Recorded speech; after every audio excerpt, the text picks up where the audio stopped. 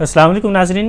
Last time ہم نے دارالعلوم دیوبند کے حوالے سے پڑھا اور اس میں ہم نے یہ دیکھا کہ کیسے دارالعلوم دیوبند نے مسلمانوں کو مذہبی لحاظ سے گروم کرنے میں کنٹریبیوٹ کیا اور علی گڑھ موومنٹ سے اس کے کیا اختلافات تھے. ان اختلافات کو ختم کرنے کے لیے پھر ایک نیا ادارہ ندوۃ العلماء بنا. یہ جو ندوۃ العلماء ہے اس نے کس طرح سے دونوں کے درمیان برج کریٹ کیا اور کس طرح سے ندوۃ العلماء پاکستان بننے کی وجہ بنا، یہ سب کچھ آج کی اس ویڈیو کے اندر ہم دیکھتے ہیں. سب سے پہلے آپ کو یہ پتہ ہونا چاہیے کہ 1857 کی جنگ کے بعد کیا صورتحال کریٹ ہو گئی. 1857 کی جنگ آزادی کے بعد جب انگریزوں نے مسلمانوں پہ ظلم و ستم سٹارٹ کر دیا تو مسلمانوں کو ان کی بدحالی سے بچانے کے لیے دو طرح کی کوششیں کی گئی. ایک سر سید احمد خان نے کی علی گڑھ موومنٹ کے تھرو. یہ ماڈرنسٹ تھے، انہوں نے انگلش اینڈ ویسٹرن ایجوکیشن کو امبریس کیا اور اس کو اس لیے انہوں نے امبریس کیا تاکہ یہ اپنا پولیٹیکل سٹیٹس کریٹ کر سکیں، اپنے آپ کو پولیٹیکلی انفلوئنشل بنا سکیں. دوسری سائیڈ پہ ٹریڈیشنلسٹ تھے جو دارالعلوم دیوبند کی تحریک والے لوگ تھے. انہوں نے ویسٹرن انفلوئنس کو ریجیکٹ کیا اور انہوں نے پیور اسلامک آئیڈینٹی کو پروٹیکٹ کرنے کے لیے کوششیں شروع کر دی. اب ان دونوں کے جو آئیڈیاز تھے وہ ٹوٹلی ڈفرینٹ تھے. اب یہ جو ایکسٹریم آئیڈیالوجیز تھیں ان کے کلیشز کی وجہ سے ایک فریکچرڈ کمیونٹی سامنے آئی. اب ضرورت تھی کہ اس فریکچرڈ کمیونٹی کو کنسٹرکٹ کیا جائے، ان کے درمیان اختلافات کو ختم کیا جائے. ایک طرف ایکسٹریم ٹریڈیشنلزم ہے، دوسری طرف انکریٹیکل ویسٹرنائزیشن ہے علی گڑھ موومنٹ کی وجہ سے، یہ دارالعلوم دیوبند کی وجہ سے. اب کیا تھا، ان کے درمیان ایک برج کی ضرورت تھی. In principles and aims they were strict and stiff, but in their means and resources they had extension and flexibility. یہ دارالعلوم جو ندوۃ العلماء ہے اس کے حوالے سے. اب دارالعلوم ندوۃ العلماء نے ایک میڈل پاتھ کریٹ کیا. اس کے مطابق جو ایکسٹریم ڈفرینسز ہیں ان دونوں اداروں کے درمیان میں ان کو نیوٹرلائز کیا جائے. اس کے علاوہ اسلامک کلچر کو without falling behind in modern science preserve کیا جائے. اسلامک کلچر کو ماڈرن سائنس میں مرج نہ ہونے دیا جائے، اس کو پڑھا جائے ماڈرن سائنس کو بھی علیحدہ سے، لیکن اسلامک کلچر کو بھی پریزرو رکھا جائے. اس کے علاوہ جو مسلم ملت ہے، جو امت مسلمہ ہے، اس کی آرگنائزیشنل یونٹی کو ریسٹور کیا جائے. یہ اس کے 3 آبجیکٹیوز تھے دارالعلوم ندوۃ العلماء کی. ہوتا یہ ہے کہ اب یہ بات آ رہی ہے کہ دارالعلوم ندوۃ العلماء بنا کیسے تھا.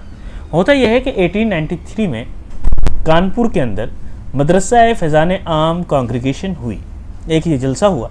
یہاں پہ ڈائیورس قسم کے اسکالرس موجود تھے جن میں دیوبند سے دیوبند مکتبہ فکر سے لوگ تھے، اہل حدیث سے تھے، شیعہ تھے اور علی گڑھ سے تھے. یہ 4-5 قسم کے لوگ تھے.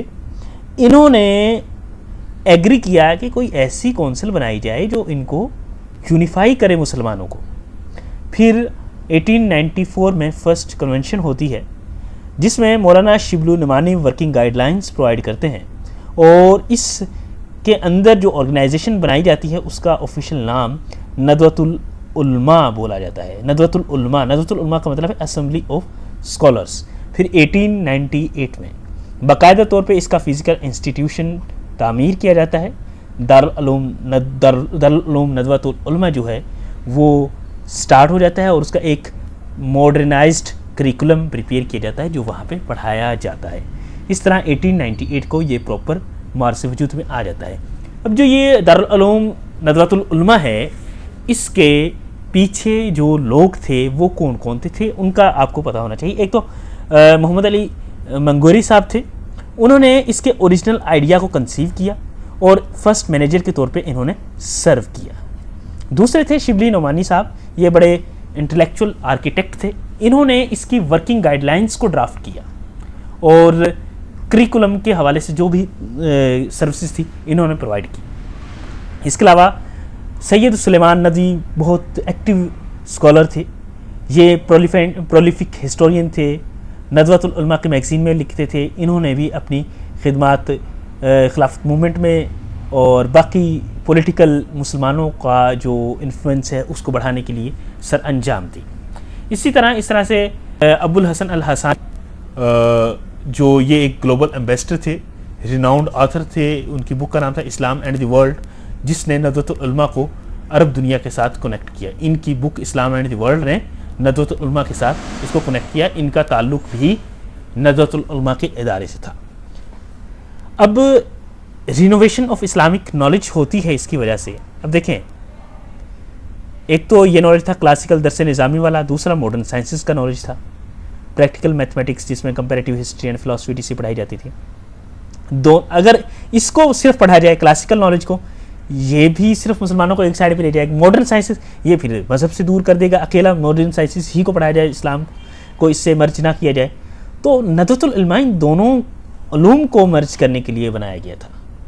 اس کا جو طریقہ کار تھا اس میں یہ تھا کہ 75% اٹینڈنس لازمی ہے، جو آج کل بھی یونیورسٹیز میں ہوتی ہے، اور ایڈمیشن جو تھا اس میں منیمم 3 جز حفظ ریکوائر تھا. یہ ایک اسلامک اسپیکٹ اس میں شامل تھا. اور اس میں فارمر اینول ایگزامینیشن ہوتے تھے، اور ریسرچ میتھڈولوجی اس میں انٹروڈیوس کروائی گئی اس سسٹم کے اندر. اب اس نے جو پہلے علی گڑھ والے تھے وہ انگلش بولتے تھے، اور جو دارالعلوم دیوبند والے تھے وہ اردو. انگلش زیادہ ایکسٹریم انگریزوں کی طرف لائلٹی کو شو کر رہی تھی، اردو جو مسلمانوں کا وہاں پہ وہ تھا، جو کلچر تھا اس کو سپورٹ کر رہی تھی. مسلمانوں کی ایک طرح سے پہچان تھی ہندوستان کے اندر اردو. یہ لوکل کمیونیکیشن تھی، لیکن پرائمری ایکیڈمک وہیکل نہیں تھی یہ. لیکن اس کو انہوں نے یوٹیلائز کیا، کس نے؟ دارالعلوم دیوبند والوں نے. جبکہ انگلش کو کس نے؟ علی گڑھ موومنٹ والوں نے.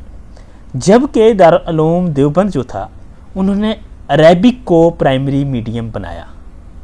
اب عربک کو پرائمری میڈیم بنانے کی وجہ سے جو ہندوستان کے مسلمان تھے ان کے لنک کریٹ ہوئے پراپر گلوبل عرب ورلڈ کے ساتھ. عرب ورلڈ کے ساتھ کریٹ ہوئے. جو اسلامک نالج تھا وہ زیادہ تر ابھی بھی جو ہے وہ عربک لینگویج میں ہے. اس کو پھر مسلمانوں کو باقاعدہ پڑھنے میں آسانی ہوئی. عربک لینگویج یہاں پہ زیادہ پھیلنے لگی دارالعلوم ندوۃ العلماء کی وجہ سے. اور اس کے تھرو، عربک کے تھرو، جو ندوۃ العلماء کے گریجویٹس تھے وہ اسلامک تھاٹ کو انٹرنیشنلی ڈیفینڈ کرنے لگے. اور ان کو جو انٹرنیشنل یونیورسٹیز ہیں لائک الازہر یونیورسٹی، یہاں پہ بھی ایڈمیشن ملنے لگے جو دارالعلوم ندوۃ العلماء کے جو اسٹوڈنٹس تھے. اب انہوں نے ایک پبلک ڈسکورس شیپ کیا ریسرچ کے حوالے سے. ایک تو الندوۃ میگزین یہاں سے شائع ہوتا تھا جس نے ڈفرینٹ سیکٹیرین آرگومنٹس تھے ان کو ڈسکس کیا. جو بھی اکیڈمک ایشوز تھے ان کو ڈسکس کیا. ان کو ویسے یہ پیپر میں اتنے آئیں گے نہیں، صرف ان کا آپ کو پتہ ہونا چاہیے، نام ہی پڑھ لیں. دارالعلوم مصنفین شبلی اکیڈمی، وہ شبلی نعمانی نے یہ فاؤنڈ کی. یہ دارالعلوم ندوۃ العلماء کا ایک کارنامہ ہے. اس کے علاوہ جو عرب ورکس تھے بہت سے، ان کو انڈین ریڈرز کے لیے اردو زبان میں اور جو بھی آسان زبانیں تھیں ان میں ٹرانسلیٹ کیا گیا. یہ 3-4 جو تھی یہ لٹریری سروسز تھیں دارالعلوم ندوۃ العلماء کی. اب کیا ہوتا ہے کہ اس کے فائدے کیا ہوتے ہیں دارالعلوم ندوۃ العلماء کے؟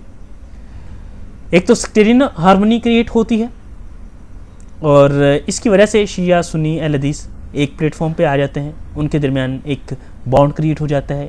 ملت اسلامیہ کی کنیکٹیوٹی ہوتی ہے، گلوبل کنیکٹیوٹی ہونے کی وجہ سے، کیونکہ اس میں عربک لینگویج کو یوٹیلائز کیا گیا تھا. تو اس کی وجہ سے عرب ورلڈ کے ساتھ تعلقات زیادہ بہتر ہو جاتے ہیں. اور جو یہاں کے گریجویٹس تھے ان کو انٹرنیشنل جو ادارے ہیں ان میں بھی ایڈمیشن ملتے ہیں. اس کے علاوہ جو کچھ اسکالرس تھے جو جن میں سلمان ندوی صاحب ہیں، انہوں نے انٹرنیشنلی اسلام کو انٹروڈیوس، اسلام کی جو ڈفرینٹ ڈبیٹس تھی اس مذہب کے ریلیٹڈ، ان میں اپنا ایک نام کمایا. اس کے علاوہ جو دوسرے شبلی نعمانی صاحب تھے انہوں نے بکس اس حوالے سے لکھی. ٹھیک ہے، یہ ساری خدمات تھی جو یہاں پہ ہوئیں، اور اس کے علاوہ انہوں نے مسلمانوں کا جو کور پرپس ہے اسلامک کلچر کو ہندوستان کے اندر مینٹین رکھنے کا اور ویسٹرن پریشر کو نیوٹرلائز کرنے کا، وہ ایک طرح سے انہوں نے سرو کیا۔ اس کے علاوہ مسلمانوں کو پولیٹیکلی ایکٹیو کیا۔ سید سلیمان ندوی جو تھے، انہوں نے مسلمانوں کو پولیٹیکلی ایکٹیو کرنے کے لیے بڑا اہم کردار ادا کیا۔ یہ خلافت موومنٹ کے جو ایکٹیوسٹ تھے ان میں سے ایک بڑے مشہور تھے، انہوں نے برٹش ایفرٹس کے خلاف آواز اٹھائی۔ اس کے علاوہ جو فریکچر تھا دونوں کمیونٹیز کے اندر، میں نے آپ کو پہلے بتایا ماڈرن اینڈ ایکسٹریم کے اندر، ان دونوں کے درمیان انہوں نے اتحاد کروا دیا تھا ایک طرح سے۔ اب یہاں تک ہم نے یہ ساری چیزیں پڑھ رہی ہیں، تھوڑا سا بریفلی میں آپ کو بتا دیتا ہوں۔ ایک دارالعلوم دیوبند، ندوۃ العلماء اور علی گڑھ، یہ تین تھے جنہوں نے مسلمانوں کو 1857 کی جنگ کے بعد جو پھیلنے والی بدحالی تھی مسلمانوں کے خلاف، اس سے مسلمانوں کو بچایا تھا۔ ایک نے آرتھوڈاکس طریقہ تیار کیا، ایک نے ویسٹرن اینڈ ماڈرن میڈیم کو یوٹیلائز کیا، اور انہوں نے دونوں کو سنتھیسائز کیا، عربک میڈیم یوز کیا، اور یہ ماڈریٹ تھے۔ یہ ساری صورتحال تھی، اور اس کے حوالے سے جو آپ کے کویسچنز ہیں وہ آپ نا کمنٹ سیکشن میں میرے سے پوچھ سکتے ہیں۔ یہاں تک ہی ہے جو ہم نے پڑھنا تھا، اگر ویسے اور بھی چیزیں ہم ڈسکس کر سکتے ہیں لیکن نا ان کا فائدہ نہیں ہے، پیپر میں جو کچھ آتا ہے اتنا ہی آتا ہے۔ جزاک اللہ۔